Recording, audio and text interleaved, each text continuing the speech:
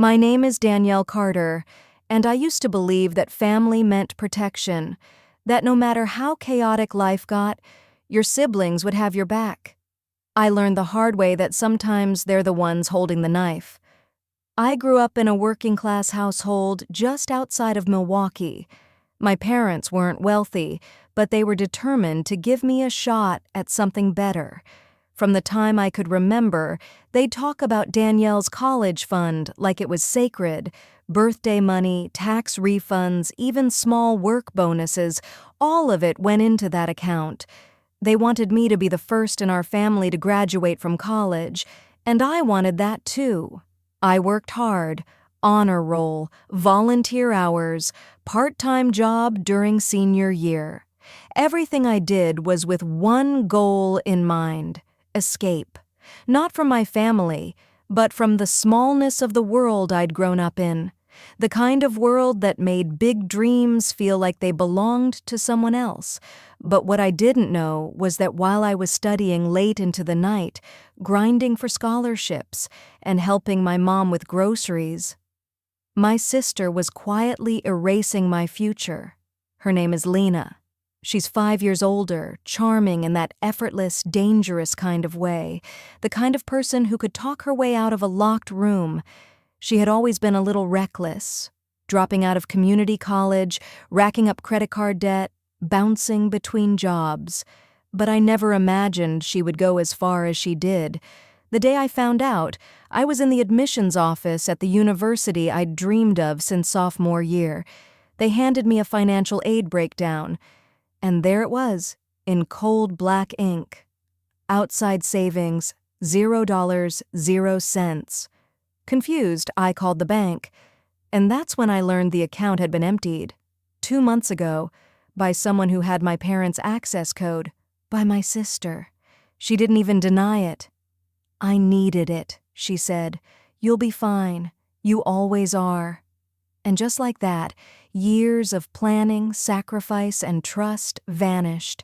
But what she didn't know, what none of them knew, was that I wasn't going to let this go. She thought she had stolen my future. She was about to learn that I could build one without her and make sure she'd regret ever touching mine. Lena was always the golden one, at least at first. She was the oldest, the loudest, the prettiest in pictures. When we were kids, she'd boss me around like she was born to do it, and my parents would just laugh and say, "That's big sister energy." I was the quiet one, the shadow behind her spotlight. But I never resented her for that. Not really. I just thought that if I worked hard enough, I'd earn my own light someday.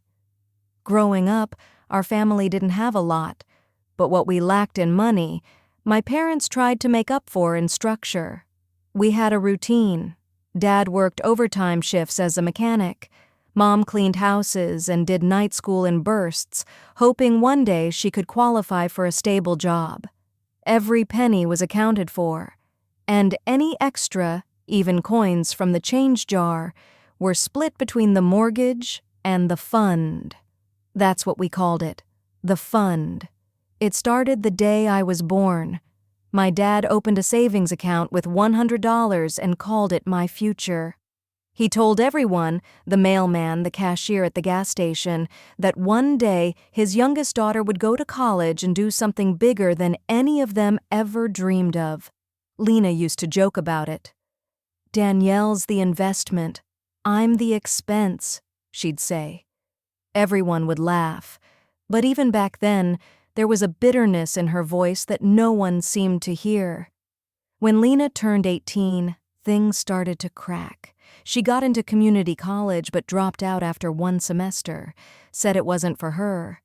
Then came a string of jobs: waitress, receptionist, even a few MLM schemes she swore would make her financially independent. They all fizzled. She moved back home twice, and each time, my parents welcomed her like she was a returning hero. They'd cook her favorite meal, buy her gas, clean up her mess, and I'd sit quietly at the kitchen table, pretending not to notice how my college savings didn't get touched, but everything else did. At one point, Lena started dating a guy named Devin, older, slick, with a smile that didn't reach his eyes. He convinced her to co-sign a car loan, and when he disappeared 6 months later, she was left with the debt. My parents bailed her out.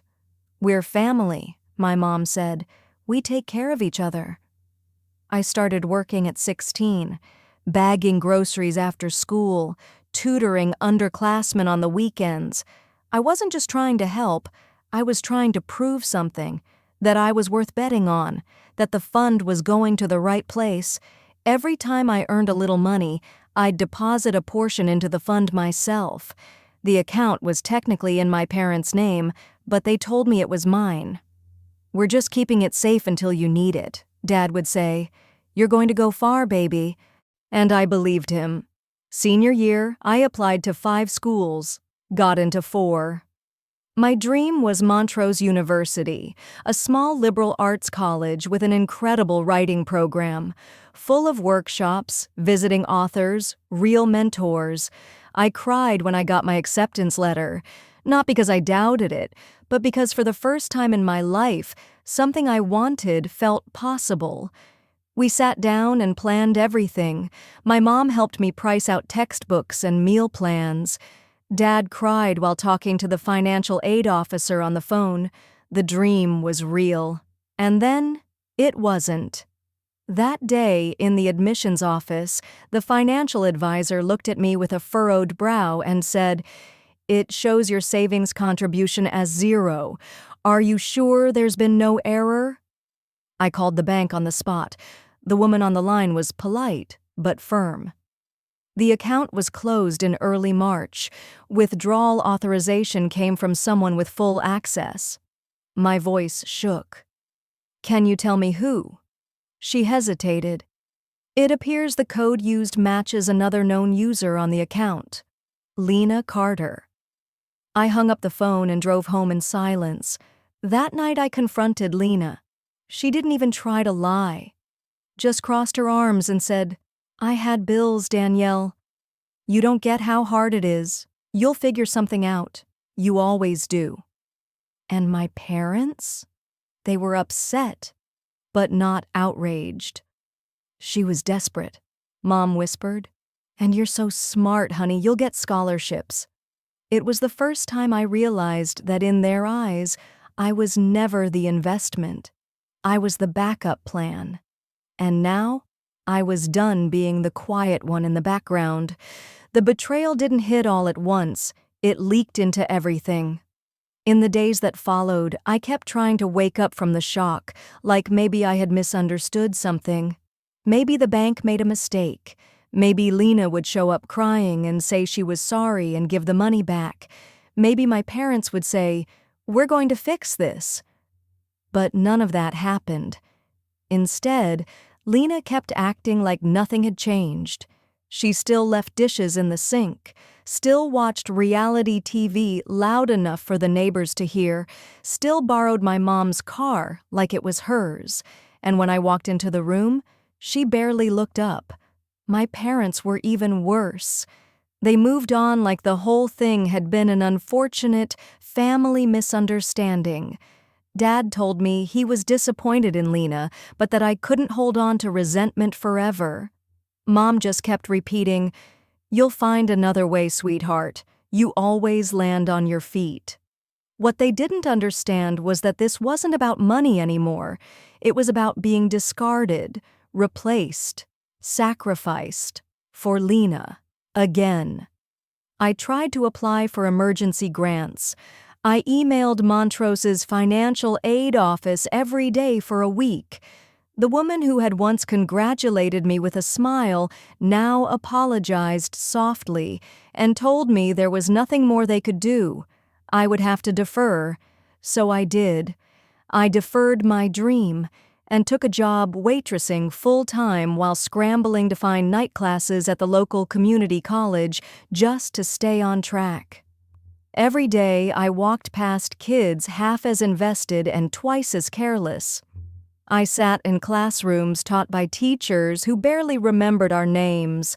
I went home to the same house, same couch, same sister, who now had a new handbag, a new phone, and a smug sense of stability built from my future. And the worst part? People believed her. She told friends and family that the money had always been shared, that I was overreacting because I didn't understand how hard life was outside school. Even my aunt, who had once told me I'd make something of myself, texted me saying, "Don't let jealousy poison you. Lena's had a hard life too." I started shrinking, stopped sharing wins, stopped talking about college, stopped dreaming out loud. But inside, something else was growing. I began documenting everything. Every screenshot, bank statement, email, even text messages Lena had sent me with her half-baked justifications. I didn't know what I'd do with them yet, but I knew this story wasn't going to end with me disappearing quietly. Then, about 2 months after the blowout, Lena made an announcement over dinner. She was launching a lifestyle coaching business. I nearly choked on my drink. "With what money?" She smiled like a cat who'd eaten a whole family of canaries. "I've got some funding, savings, investments, and I'm going to help other women become independent, maybe even teach classes on financial wellness." Financial wellness. She was going to build a brand off my stolen future. That night, I didn't cry. I didn't scream. I opened my laptop, pulled up the folder I'd been keeping, and started building a different kind of plan. She wanted a platform? Good, because I was going to give her one, but not the kind she was expecting. The moment Lena decided to brand herself as a financial wellness coach, I knew karma was handing me the mic. She wasn't just going to get away with stealing my future, she was going to monetize it. Lie after lie, dressed up as empowerment.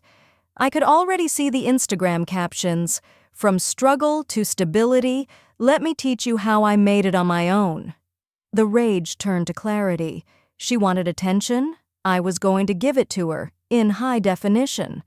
I spent 2 weeks putting the pieces together, carefully, surgically. First, I bought a domain, truthbehindthecoach.com.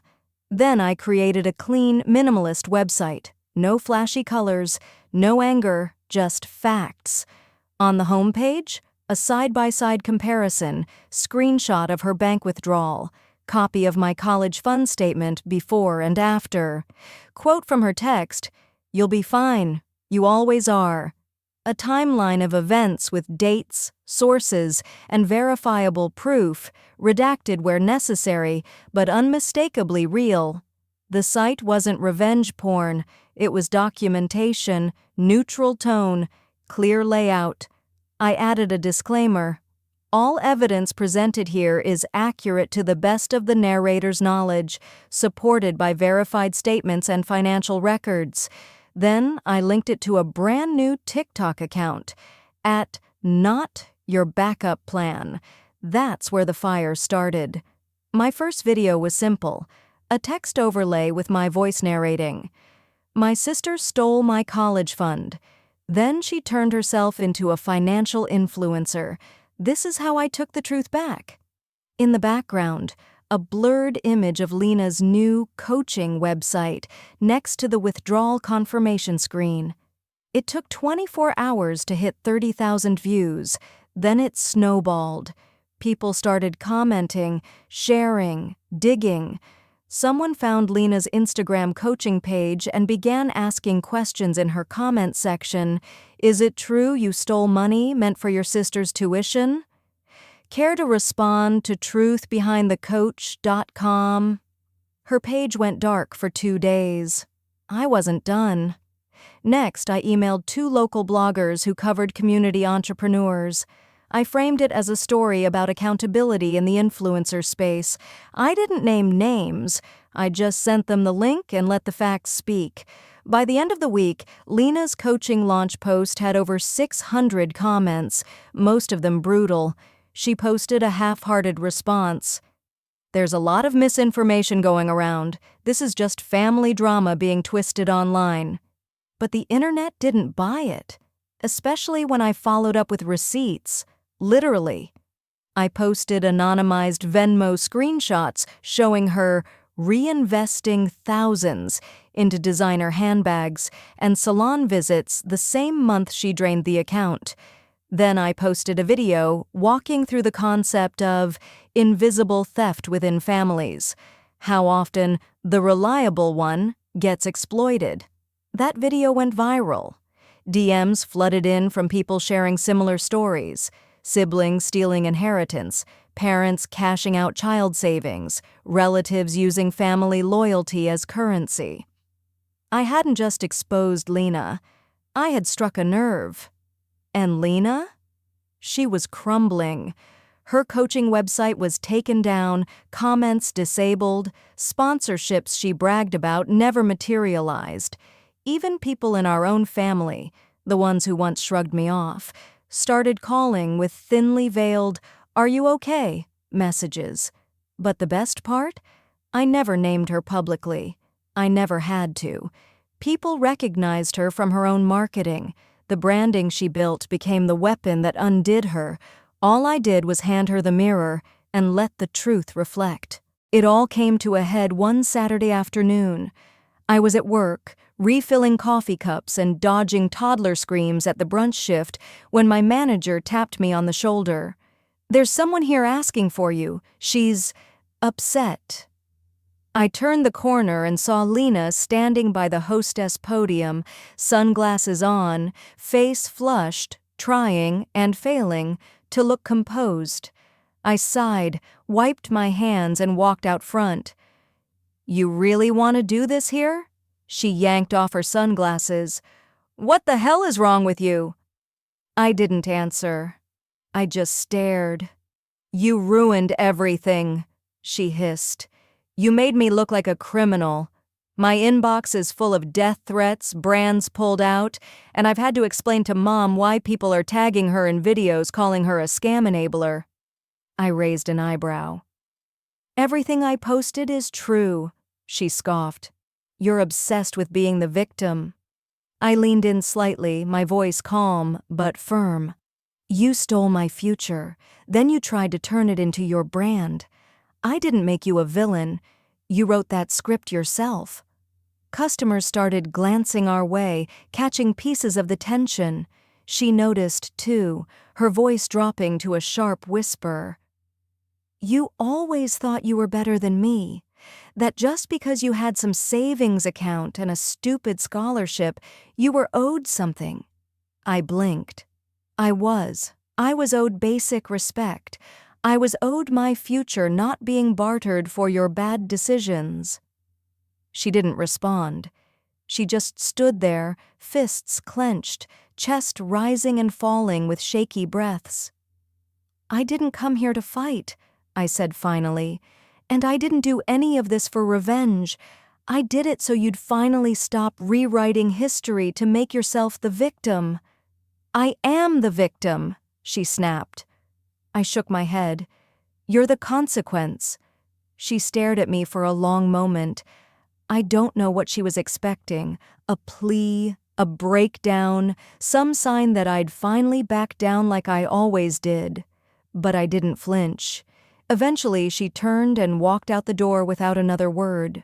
I watched her leave, shoulders stiff, head high, but wobbling like someone walking on heels they didn't quite earn. And that was the last time I ever saw her. She had stolen my silence for years. Now I had taken it back and replaced it with truth.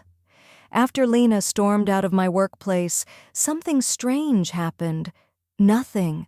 No more cryptic messages, no more threats, no more family group texts pleading for peace, just silence. And for once it felt good. My parents didn't say much. I think they were too embarrassed, or maybe they finally realized I wasn't the one who needed fixing. My mom tried once. She left a voicemail saying, "Families go through things, honey. Lena's hurting too." I didn't call her back. I didn't yell. I didn't block her either. I just let the silence do the work. In the background, my life finally began to rebuild, on my terms. I applied for more scholarships. I picked up extra shifts. I qualified for a need-based education grant thanks to the financial hardship now reflected in my empty college account. And finally, one fall afternoon, I got the email I thought I'd never see. Congratulations! You've been awarded the Perseverance Scholar Grant. Welcome to Montrose University, I cried. Not because it erased everything, but because it proved that what Lena took didn't define me. What I did next did. That September, I moved into a dorm that was half the size of my old bedroom with cinderblock walls and squeaky beds, and I loved every inch of it. I took creative writing, ethics, and modern history. I met people who didn't know about my sister or the stolen money. They just saw me. And that was enough. I kept my TikTok account, but I stopped posting revenge content. Instead, I started a series called Number College on My Terms, where I talked honestly about rebuilding, about boundaries, about choosing peace over guilt. The account didn't go viral again, and I didn't care. The attention had never been the point. One night, while sitting on the dorm floor eating cold pizza with my new roommate, I got a notification. A private message on Instagram. It was from Lena. I know you probably hate me. I'm sorry. I mean it. I really messed up. I hope you're okay. I stared at it for a long time. Not because I didn't expect it, but because it no longer had power. I didn't respond, not out of cruelty, but because I finally understood that healing doesn't always include the people who broke you. Some apologies come too late to matter. Healing didn't arrive with fanfare. It came in the quiet things. The way I walked to class without flinching at financial discussions. The way I stopped checking Lena's social media. The way I stopped needing other people to validate what I had been through. For the first time in my life, I felt like I was living for me. Montrose became more than a school. It became the place where I reclaimed the version of myself I'd almost lost. I joined a student writing group. I got a part-time job in the library. I started journaling again, not about pain, but about growth. I began writing stories where girls didn't have to be sacrificed, so someone else could shine. And somewhere in that process, the anger softened. Not into forgiveness, but into distance. People asked me sometimes if I regretted going public with Lena's betrayal, if I felt guilty for ruining her. But the truth is, I didn't ruin anything. I just told the truth. She chose the actions. I simply refused to carry the consequences. Eventually, the noise died down. Lena's brand faded from public memory, and she slipped back into the quiet life she once mocked. The family stopped bringing it up. I became the daughter they bragged about again, but I stopped needing their pride. I had my own now. One day during my second semester, I gave a talk at a campus event called When Family Fails You. I stood in front of a room full of students who were carrying their own betrayals, and I shared what I had learned. Being the responsible one doesn't mean being the sacrificial one. You are not selfish for refusing to be used. You are allowed to say, "This hurt me, and I'm not pretending it didn't." There were tears. There were hugs. And there was peace. Not because I'd won some fight, but because I had walked away from the battlefield and started planting something better. At the end of the night, a girl came up to me and whispered, "My sister did something like that too. I thought I was alone." I smiled and shook my head. "You're not. You never were." That's the thing about truth. When you finally speak it, you find your people. The ones who understand the ache. The ones who don't expect you to shrink so others can be comfortable. Now, when I think about Lena, I don't feel rage. I feel nothing. And that's the most powerful thing of all. She tried to steal my future. But in doing so, she gave me something else, the strength to fight for it myself. And I did. And I won. Not because she lost, but because I finally chose me.